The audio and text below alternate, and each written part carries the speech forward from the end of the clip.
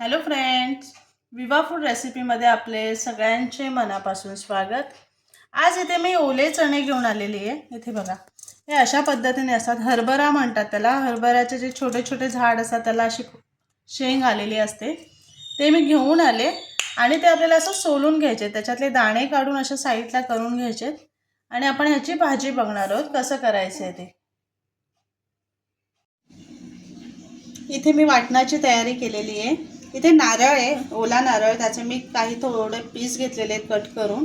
आलं, मिरची, कोथिंबीरचे देठ घेतलेले आहेत आणि इथे मी कांदा भाजून घेतलेला आहे। आता हे वाटून घेते सर्व। इथे आपण फोडणीची तयारी बघूयात। तेल गरम करून घेतलेले आहे, त्याच्यामध्ये मोहरी टाकून घेते। मोहरी छान तडतडली की आपल्याला लगेच त्याच्यामध्ये जिरं टाकून घ्यायचे।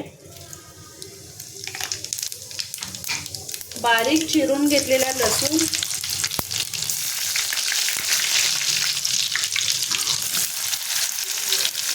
एक मोठा कांदा कापून घेतलेला आहे ते टाकून घ्यायचे। कांदा आपल्याला सोनेरी रंग येईपर्यंत परतून घ्यायचा।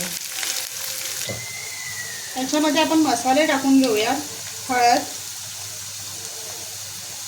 गोडा मसाला,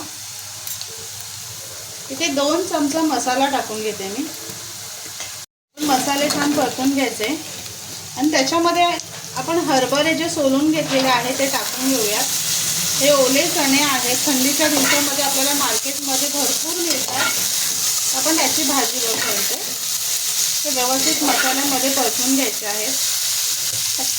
ह्याच्यामध्ये आपण जे वाटण करून घेतलेले आहे ते वाटण टाकून घेऊया आणि मिक्स करायचे आपल्याला। इथे ओला नारळाच्या ठिकाणी तुम्ही सुकं खोबरं सुद्धा वापरू शकता, त्याच्यात पण छान होते। पण हे चणे ओले त्याच्यामुळे मी नारळामध्ये बनवलेले आहेत। खूप टेस्टी आणि हेल्दी आहे, छान चव येते। ओल्या नारळाचे ते गोडवा असतो ना, त्याने भाजीला खूप छान चव येते। इथे वाटणाचं भांडं होतं, त्याच्यामध्ये पाणी टाकून घेतलेलं आहे आणि ते पाणी टाकून मिक्स करते। इथे याच्यामध्ये मी एक बटाटा त्याच्या काचऱ्या करून घेतलेल्या आहेत, सोलून घेतलेला आहे, ते टाकून घ्यायचे।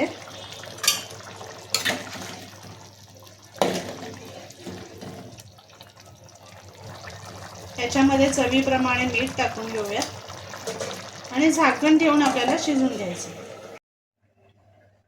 इथे तयार आहे आपली हरभऱ्याची भाजी, खूप मस्त टेस्टी झालेली आहे। तर नक्की बनवा आणि सांगा कसं झालंय ते। आणि असेच आपले नवनवीन व्हिडिओ बघण्यासाठी व्हिडिओला लाईक करा, शेअर करा आणि सबस्क्राईब करा। चला तर मग भेटूयात आपण पुढच्या व्हिडिओमध्ये।